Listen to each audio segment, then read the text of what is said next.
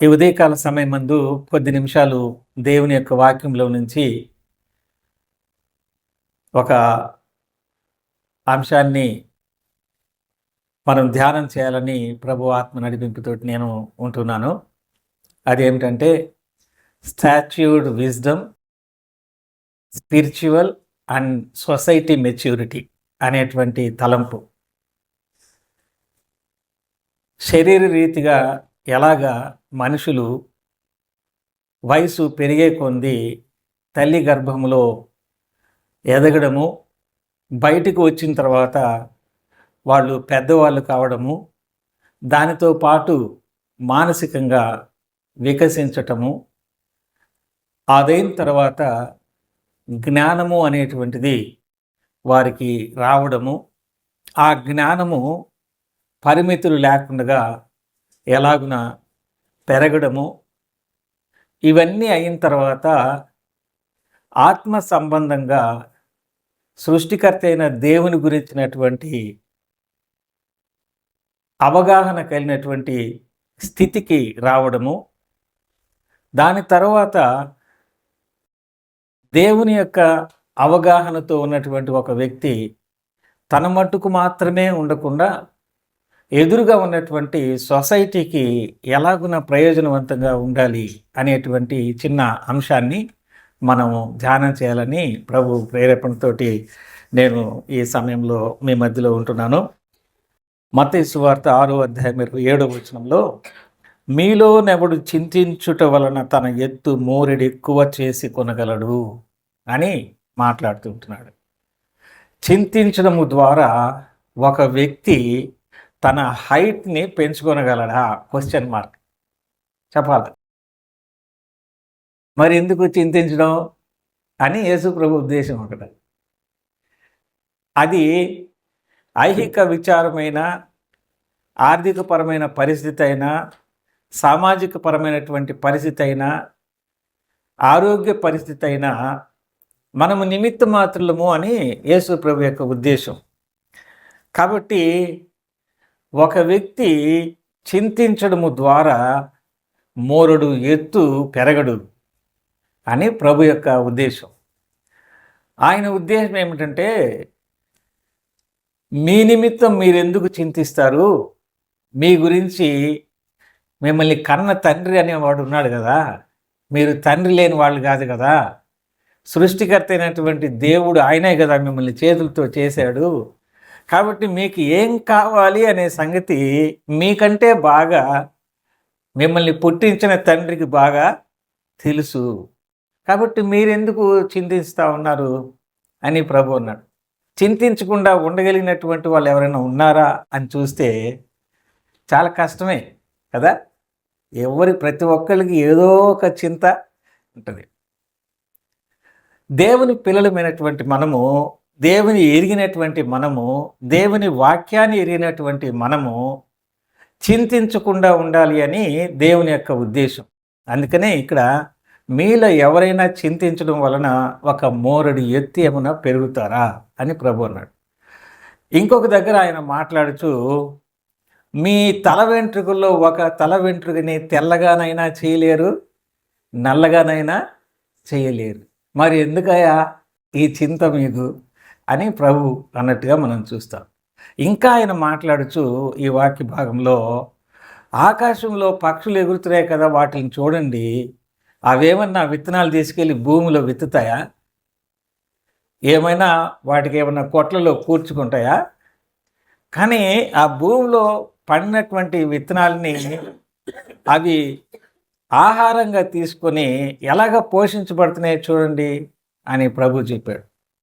ఎంతమంది రైతులు, పక్షులు బాగా పంట వచ్చిన తర్వాత ఒడ్లు గింజలు కంకులు వచ్చి బరువుకి వంగుతూ ఉన్నప్పుడు వాటి మీద పక్షులు వచ్చి వాలి తినకుండా ఉండడానికి రకరకాల ప్రయత్నాలు వాళ్ళు చేస్తూ ఉంటారు. అవన్నీ మనం ఇప్పుడు చెప్పుకోవాల్సిన పని లేదు, ఊరికే అట్ట మన మనసులోకి రావడానికి. అయినా వాటిని ఏమన్నా అదుపు చేయగలుగుతున్నారా? చక్కగా అవి ఆహారం తీసుకుంటూ ఉన్నాయి. వాటికి ఏమన్నా వస్త్రాలు ఏమన్నా కుట్టుకోవడానికి ఎవరన్నా టైలర్లు ఉన్నారా? లేరు కదా. ఏమి తిందుమో ఏమి ధరింతుమో అని మిమ్మల్ని గురించి మీరు చింత పడవద్దు అని ప్రభు చెప్పాడు. ఈ లోకంలో చింతపడడాన్ని మరిచిపోయినటువంటి ఒక వ్యక్తి ఎవరైనా ఉన్నారు అనంటే అది ఎవరు అనంటే మన వంటి శరీరాకారాన్ని ధరించుకుని వచ్చినటువంటి యేసు ప్రభువే అందుకున్నాడు. కానీ ఆయన చింతాక్రాంతుడుగా, వ్యసనాక్రాంతుడుగా, ఇంకా చెప్పాలంటే వ్యాధిని అనుభవించిన వాడుగా కనబడ్డాడు అంతే. అది మనం అర్థం చేసుకోవాల్సింది. ఎందుకని అలాగ కనబడ్డాడు అంటే మన చింతంతటిని ఆయన మీద వేసుకొని, మన యొక్క పాప శిక్ష అంతటిని ఆయన మీద వేసుకొని మన కొరకు ఆయన మరణించడానికి వచ్చాడు కాబట్టి ఆయన అట్లా కనబడాల్సి వచ్చింది అని మనం చూస్తాం. అసలు చింత అనేది ఎక్కడ ప్రారంభించబడింది అని మనం చూస్తే చింత పడకుండా ఉండడానికే దేవుడు వాళ్ళు కష్టపడి పని చేయకుండా, పొలాన్ని దున్నకుండా, విస్తారమైనటువంటి ఫల వృక్షాలతో నింపబడిన ఏదైనా తోటలో రా ఫుడ్, నేచురల్గా ఉండేటువంటి ఆహారాన్ని హాయిగా వాళ్ళు భోజనం చేస్తూ ఆ సెలయేళ్లలో నలుదిక్కులా ప్రవహిస్తున్నటువంటి ఆ నీళ్ళని వాళ్ళు త్రాగుచూ అసలు ఐహిక సంబంధించిన విచారాలంటూ ఏమీ లేకుండా సంతోషంగా వాళ్ళు ఉన్నటువంటి ఆ ఏదైనా తోటని నేను జ్ఞాపకం చేసుకుంటే ఎంత ఆనందం అనిపిస్తుందో కదా.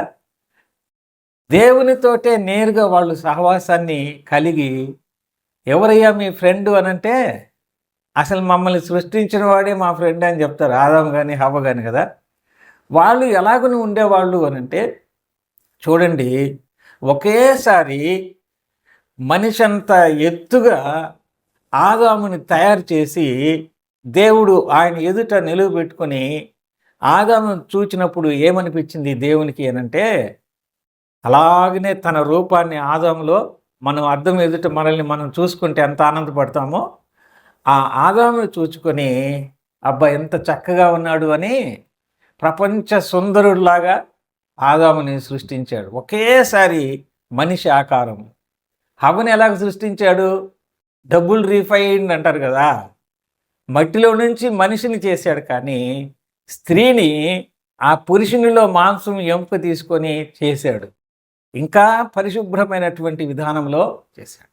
అందుకని పురుషుడు బలమైనటువంటి వాడుగా ఉంటే స్త్రీ బలహీనురాలు అని బైబిల్ గ్రంథము చెప్తుంది. ఎంత లావుగా ఉన్నా, ఎంత జిమ్ములు చేసినా, ఎంత అందంగా ఉన్నా లేకపోయినా స్త్రీ అనేటువంటిది బైబిల్ని ఆధారం చేసుకొని చూస్తే బలహీనురాలు అని దేవుని వాక్యము సెలవిస్తుంది.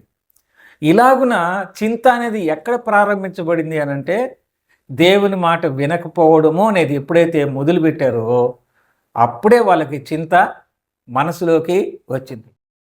ఎలాగ ప్రారంభించబడింది అనంటే అబ్బా ఏం కట్టుకుందాము, ఏం తిందాము, ఈ ఆలోచన అనేది వాళ్ళకి వచ్చేసింది.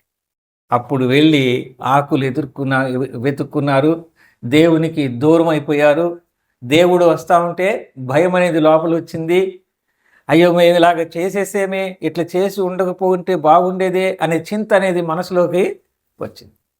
ఇట్లాంటి స్థితి నుంచి మనల్ని రక్షించడానికి యేసుక్రీస్తు ప్రభు ఈ లోకానికి వచ్చి మన పాప శిక్ష అంతటినీ ఆయన మీద వేసుకొని మన కొరకు ఆయన మరణించాడు, ఆయన సమాధి చేయబడ్డాడు, తిరిగి ఆయన లేచాడు, పునరుద్ధానుడయ్యాడు. యేసు ప్రభు మన కొరకు పునరుద్ధానుడయ్యి మనలను రక్షించడానికి ఆయన రక్షణ ఏర్పాట్లను చేశాడు. ఈ భాగములో ఆయన మాట్లాడుచు ఎవరైనా ఒకరు చింతించడము ద్వారా మోరుడు ఎదుగుతారా అనే ఉద్దేశంలో మన గురించి మనం ఆలోచన చేసినా, ఇంకెవరి గురించి మనం ఆలోచన చేసి చింతించినా కూడా దానివల్ల ప్రయోజనం అంటూ ఏమీ లేదు. మన తల వెంట్రుకల్లో ఒకటి తెల్లగానైనా నల్లగానైనా మనము చేయలేము. ఇక్కడున్నటువంటి వాక్య భాగములు మనం ధ్యానం చేసేది ఏంటంటే, ఇప్పుడు చూడండి, ఆ యొక్క గిటగబారిపోయినటువంటి తనము నుంచి ఒక వ్యక్తి మొదటి భాగంలో మనం ధ్యానం చేస్తున్న అంశంలో స్టాచ్యూ అంటే ఎదిగినటువంటి వ్యక్తిగా ఉండాలి అని. జక్కయ్య ఎట్లాంటి వాడు? పొట్టివాడైనందువలన అని వ్రాయబడింది కదా. పొట్టివాడైనందువలన ఆ మేడి చెట్టు ఎక్కి యేసు ప్రభు వచ్చినప్పుడు అందరిలో ఉన్న ప్రభువుని ఈయన పొట్టివాడుగా ఉన్నందువల్ల చూడలేడు కాబట్టి చాలా తెలివితేటలు ఉపయోగించి ఆ దారికి యేసుప్రభు రాకముందే ఆ చెట్టు పైన కూర్చొని అక్కడి నుంచి చూడడానికి ఇష్టపడ్డాడు. యేసుప్రభు వచ్చి అందరు అక్కడ ఉన్నారు, గుంపు సమూహము, జక్కయ్య త్వరగా దిగుము అన్నాడు. నేడు నీ ఇంట ఉండవలసి ఉంది అన్నాడు. అరే పొట్టివాడిగా ఉండి ఎక్కడి నుంచో ఆయన్ని చూడాలని కోరుకొని నేను వస్తే అందరూ ఆయన చుట్టూ ఉంటే నా ఇంటికి ఆయన రావడం ఏంటి అని అనుకున్నాడు. అది ఆత్మీయ పరిపక్వత. ఆత్మీయంగా రక్షించబడినటువంటి మనము, దేవుని వాక్యాన్ని ఎరిగినటువంటి మనము ఆత్మీయ పరిపక్వత లేకుండా ఉంటే, మారు మనసు పొందనప్పుడు జక్కయ్య ఎట్లా పొట్టివాడుగా శరీరరీతిగా ఉన్నాడో ఆత్మీయ రీతిగా కూడా పరిపక్వత లేని ఆత్మీయత అనేటువంటిది సరైనటువంటిది కాదు అనేది మనం చూస్తూ ఉంటున్నాం. జ్ఞానము అనేది మనం గమనిస్తే ఈ జ్ఞానం అనేది ఎలాగనే ఉంటుందంటే, నా అంత జ్ఞానవంతుడు లేడు అనే మనస్తత్వం మనిషిలో బై డిఫాల్ట్ సృష్టి నుంచే వచ్చింది. అందుకనే ఎవరికి వాళ్ళు ఇంకొకళ్ళు చెప్తే వినే మనసు అనేది ఉండదు. వినే మనసు ఉంటే ఎప్పుడో నమ్ముకునేవాళ్ళు అందరూ. కానీ వినేటువంటి స్వభావం అనేది బై డిఫాల్ట్ మనిషికి ఎవరికి కూడా ఉండదు. కానీ ఈ జ్ఞానాన్ని గురించి కాదు దేవుని వాక్యం చెప్పేది. దేవుని సంబంధించినటువంటి జ్ఞానాన్ని కనుక కలిగి ఉంటే ఆ జ్ఞానము దీర్ఘాయుష్నిస్తుంది. ఆ జ్ఞానము నీకు తెలివితేటలను ఇస్తుంది. ఈ లోకంలో ఎలాగ బ్రతకాలో నేర్పించి ఆ దేవుని గురించినటువంటి జ్ఞానం కలిగి ఉండడం ద్వారా ఈ తాత్కాలికమైన లోకం నుంచి పరలోకమునకు వెళ్ళేటువంటి ఆ మార్గాన్ని తెలుసుకునే జ్ఞానంగా ఉంటుంది అనేది మనం చూస్తూ ఉంటున్నాం. ఇలాగున జ్ఞానం కూడా పొందిన తర్వాత ఒక వ్యక్తి ఎదిగే క్రమంలో 3వ భాగంలో మనం ఏం చూస్తామంటే స్పిరిచువల్ మెచ్యూరిటీ అనేది మనం గమనిస్తాం. ఆత్మ సంబంధంగా మనము ఒక అవగాహన వచ్చిన తర్వాత మెచ్యూరిటీ అనేటువంటిది పరిపక్వత వచ్చిన తర్వాత ఏం చేస్తామనంటే సమాజంగా కూడుకోవడము మానేయం, దేవుని వాక్యం చదవడం మానేయం, దేవుని సన్నిధిలో ప్రార్థించడము మానేయం. ఇలాగున ఆత్మీయంగా దేవుని గురించి తెలుసుకున్న తర్వాత ఒక వ్యక్తి ఆత్మీయ పరిపక్వతలోనికి వచ్చిన తర్వాత తనలోనే ఆ దైవ సంబంధించిన జ్ఞానాన్ని ఉంచుకోకుండా ఇతరులకు నా వంతు నేను ఏమి చేయగలను, దేవుని గురించి ఎలాగా చెప్పగలను అని ఆలోచన చేస్తాడు. కానీ ఆత్మీయ పరిపక్వత వచ్చిన తర్వాత ఎట్లా నేను డబ్బుని ఆర్జిస్తాను అనే ఆలోచన అసలు ఉండదు. అట్లా కనుక ఉంటే నిజమైన ఆత్మీయ పరిపక్వత అని అనరు. కాబట్టి 3వ భాగంలో మనం చూస్తున్నాము, ఒక వ్యక్తి ఆత్మీయత అనేది తనలో వచ్చినప్పుడు, ఆ పరిపక్వత అనేది వచ్చినప్పుడు తను ఇతరులను ప్రేమించే స్వభావాన్ని ధరించుకున్నవాడుగా ఉంటాడు. చివరిగా ఈ ఆత్మీయత పరిపక్వత వచ్చినటువంటి ఒక వ్యక్తి మొదటిదిగా ఎదిగినటువంటి స్థితిని, జ్ఞానం పొందినటువంటి స్థితిని, ఆత్మీయతలో ఎదిగినటువంటి స్థితిని కలిగినటువంటి ఒక వ్యక్తి ఎదురుగా ఉన్నటువంటి దేవుని గురించి అవగాహన లేనటువంటి వాళ్ళుగా ఉన్నటువంటి వ్యక్తులను చూచినప్పుడు నేను సొసైటీకి ఏమైనా ప్రయోజనకరంగా ఉండగలుగుతానా అనేది ఆలోచన చేస్తాడు. నాలోనే ఆ జ్ఞానం కనుక ఉంచుకొని ఉంటే దానివల్ల నాతోనే అంతమైపోతుంది. కాబట్టి ఇతరులకు ఆ జ్ఞానాన్ని నేను తెలియచేసేటువంటి వాడినిగా ఉండాలి అనే ఆలోచన అనేది కనబడుతుంది. నేను నా యొక్క ఎదుగుదల, నా యొక్క ఆత్మీయత ఇంకొకరికి లేనట్టుగా నేను అంతగా పరిపక్వత చెందాను అని ఒక వ్యక్తి అనుకొని ఉంటే దానివల్ల ప్రయోజనం లేదు. ఆ వ్యక్తి సొసైటీకి నేను ఎట్లా ప్రయోజనకరంగా నేను ఉండగలుగుతాను అని ఆలోచన చేసినప్పుడు మాత్రమే అసలైనటువంటి సొసైటీ మెచ్యూరిటీ అనేది పొందినటువంటి వాడుగా ఉంటాడని మనం చూస్తూ ఉంటున్నాం.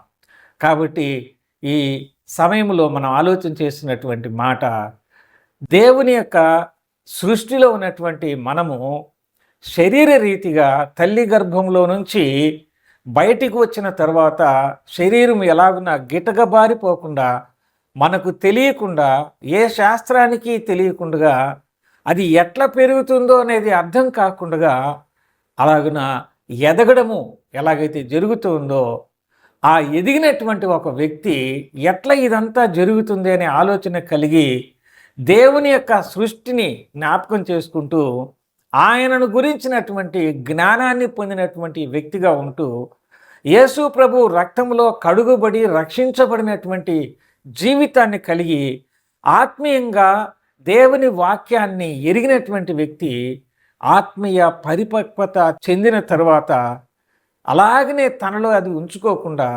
స్వార్థానికి ఉపయోగించుకోకుండా, నా ద్వారా సొసైటీకి ఏదన్నా ప్రయోజనం ఉందా అని ఆలోచన చేసేవాడుగా ఉంటాడు. క్రైస్తవ్యము అనేటువంటిది కేవలము ప్రేమను ఆధారం చేసుకునే ఉంది అనేది సొసైటీని గురించి ఆలోచన చేసేటువంటి ఆలోచన ఎవరికైతే ఉంటుందో వారిని దేవుడు మెచ్చుకునేవాడుగా ఉన్నాడు. అది లేకపోతే దేవుడే ఈ లోకానికి వచ్చేవాడు కాదు. ఒక్కడు కూడా నీతిమంతుడు లేడు. అలాంటి పరిస్థితులలో ఆయన ఒక్కడే నీతిమంతుడిగా ఉండి, ఆయన ఒక్కడే పరిశుద్ధుడిగా ఉండి మన కొరకు ఈ లోకానికి ఎలాగైనా దిగి వచ్చాడో, ఆ ప్రభు యొక్క శిలువ ప్రేమను ఎరిగిన మనము పాప క్షమాపణకు ఆయన చేసిన ఆ పాప ప్రాయశ్చిత్తార్థమైన బలి ద్వారా రక్షణ పొందినటువంటి మనము ఆ దేవుని యొక్క ఉద్దేశం అందరూ అంతటా మారు మనసు పొందాలని ఆయన కోరుకుంటున్నాడు. ఆయన పాపాత్ములైనటువంటి మనుషుల మధ్యకు వచ్చినప్పుడు ఎవరు ఆయనకి సహాయం చేయకపోయినా, ఎవరు ఆయన మాట వినకపోయినా కూడా ఎక్కడ రోగం ఉంటే అక్కడ బాగు చేశాడు, ఎక్కడ దుఃఖం ఉంటే అక్కడ సంతోషాన్ని ఇచ్చాడు, ఎక్కడ ఏ రకమైన అవసరం ఉన్నా కూడా ఆ ప్రజల మధ్యలో తిరుగుతూ వారికి సహాయ సహకారాలు అందిస్తూ ఉన్నట్టుగా మనం చూస్తున్నాం. ఆయన చేస్తున్నటువంటి అద్భుతాలు సూచక క్రియలు చూచి ఆయనను వెంబడిస్తూ వస్తూ ఉంటే, మీరు రొట్టెలు తినడానికి వస్తున్నారా అన్నట్టుగా వారిని చూచాడు. దేవుని యొక్క మార్గాన్ని సులభమైనటువంటి రీతిలో ప్రజలకి పరలోక రాజ్యాన్ని తన ద్వారా, తన మాటల ద్వారా ఆయన ప్రకటించాడు. దయగల మాటలు కలిగినటువంటి వాడు అని యేసు ప్రభు మాటలను గురించి ఎంతమందో ప్రకటించారు. ఈయనలో ఏ పాపము లేదు అని గొప్ప గొప్ప వాళ్ళందరూ కూడా ప్రకటించారు. అలాంటి క్రీస్తు ప్రేమను ధరించుకున్న మనము క్రీస్తు ప్రేమను, క్రీస్తుని ఎరుగినటువంటి వారికి, లోకములో ఉన్నటువంటి వారికి మన యొక్క ప్రవర్తన ద్వారా మనమేమైనా వారికి సహాయపడగలమా అనే ఆలోచన కలిగి ఉండడం ద్వారా సొసైటీ మెచ్యూరిటీ పొందినటువంటి వాళ్ళంగా మనం ఉంటాం. ఇలాంటి 4 స్తంభాలుగా ఉన్నటువంటి ఆత్మీయ జీవితాన్ని కట్టుకున్నటువంటి ఒక వ్యక్తి ప్రపంచంలో ఏ మూల ఉన్నా, ఏ స్థలంలో ఉన్నా, ఏం చేస్తున్నా కూడా దేవునికి ఇష్టమైనటువంటి వాడుగా ఖచ్చితంగా ఉంటాడు అనేది మనం గమనిస్తుంటున్నాం. ఇన్ని వచనాలు రెఫరెన్స్లను రాస్తున్నాను, కానీ సమయానికి ముగించాల్సినటువంటి బాధ్యత మన మీద ఉంది కనుక ఇలాగున మనము ఆ యొక్క వాక్య భాగాన్ని మనం ధ్యానం చేస్తున్నాం. ఈ రోజున మనం ధ్యానం చేసినటువంటి ఒక తలంపు ఏంటంటే, statured wisdom, spiritual and society matured person. ఒక వ్యక్తి ఎలాగున ఎదిగి దైవ జ్ఞానాన్ని పొందుకొని ఆత్మీయంగా పరిపక్వత చెందిన తర్వాత ఎదురుగా కనబడుతున్నటువంటి సొసైటీకి ఆ దేవుని ప్రేమను చూపించడం ద్వారా పాప క్షమాపణ పొందడానికి ఆ శిలువ ప్రాయశ్చిత్తాన్ని చూపించడం ద్వారా దేవునికి ఇష్టమైనటువంటి వ్యక్తిగా ఈ లోకంలో జీవించే అవకాశము ఉంది అని మనం చూస్తున్నాం. అంతేకాని మన యొక్క బైబిల్ నాలెడ్జి, మన యొక్క ఆత్మీయ పరిపక్వత, మనకున్న అనంతమైనటువంటి దేవుని జ్ఞానాన్ని మనలోనే ఉంచుకొని ఆత్మ సంబంధించిన అతిశయముతోటి, ఇదిగో ఇందాక చెప్పినట్టుగా రకరకాలైనటువంటి మాటలతోటి ఎదుటి వ్యక్తిని కృంగదీయకుండా, బాధపడేటట్టుగా మన మాటలు ఉండకుండా మనము ఉండడము అనేటువంటిది సొసైటీ మెచ్యూరిటీ అని అంటారు. అంతేకాని నేను ఇంత జ్ఞానం కలిగి ఉన్నాను, ఇంత చక్కగా వాక్యం చెప్పగలను, ఇన్ని అద్భుతాలు సూచక క్రియలు కూడా నేను చేసే అంతటి సామర్థ్యం ఉంది అన్నట్లుగా మీకు ఇది ఇలాగున కలుగుతుంది కాబట్టి మీరు ఇలాగన రండి అని చెప్పి స్వార్థానికి దేవుని యొక్క వాక్యాన్ని ఉపయోగించుకునేటట్టుగా ఉండడం అనేది ఆత్మీయ పరిపక్వత అని అనిపించదు. ఈ లోకంలో మోసపూరితమైనటువంటి ఆ జీవితాన్ని మనము కలిగి ఉండకుండా మన వంతు మన సహాయ సహకారాలు ఏమైనా ప్రయోజనకరంగా ఇతరులకు ఉంటాయా అనే ఆలోచనతోటి ముందుకు సాగడానికి ఈ చిన్న వాక్య ధ్యానము మనకు సహాయం చేయాలని కోరుకుంటున్నాం. ఎఫెసీయులకు రాసిన పత్రిక 4వ అధ్యాయము 13, 14, 15 వచనములు. పరిశుద్ధులు సంపూర్ణులగునట్లు క్రీస్తు శరీరము క్షేమాభివృద్ధి చెందుటకును పరిచర్య ధర్మము జరుగుటకును ఆయన కొందరిని అపోస్తలులను గాను, కొందరిని ప్రవక్తలను గాను, కొందరిని సువార్తికులను గాను, కొందరిని కాపరులను గాను, ఉపదేశకులను గాను నియమించను.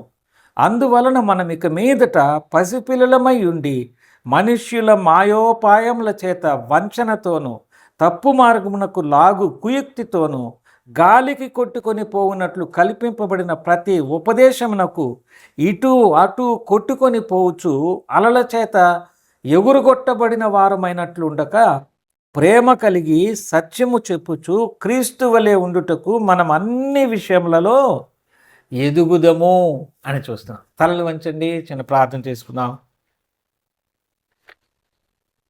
ప్రేమ కలిగిన మా ప్రియ పరలోకపు తండ్రి, ఈ ఉదయకాల సమయం మందునైనా మిమ్మల్ని ఆరాధన చేసే విషయంలో సహాయం చేసినందుకై మీకు స్తోత్రాలు చెల్లిస్తున్నా.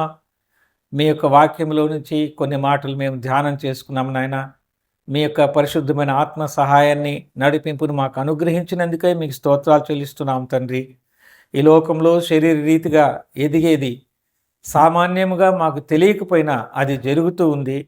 మీ గురించి తెలుసుకోవాలనే జ్ఞానాన్ని మీరు కలిగించి మీ జ్ఞానాన్ని ఇచ్చి మమ్మల్ని ఈ లోకంలో అనంతమైనటువంటి దేవుని పిల్లలనుగా మీ కుమారుని ద్వారా అంగీకరించారు ప్రభువా. మీకు స్తోత్రాలు చెల్లిస్తున్నా.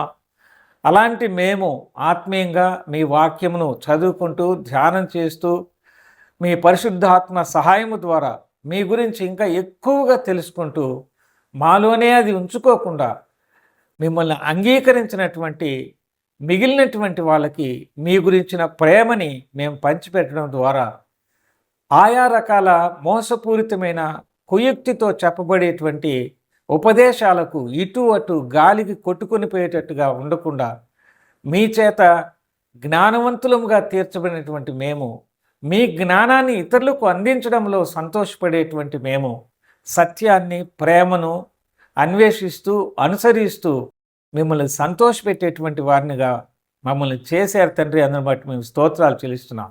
అలాగా నడవడానికి మాకు సహాయం చేయమని యేసుక్రీస్తు ప్రభు పేరట స్తోత్రములు చెల్లించుకుంటూ ప్రార్థిస్తున్నాము తండ్రి. ఆమేన్. Thank you. వందనాలండి.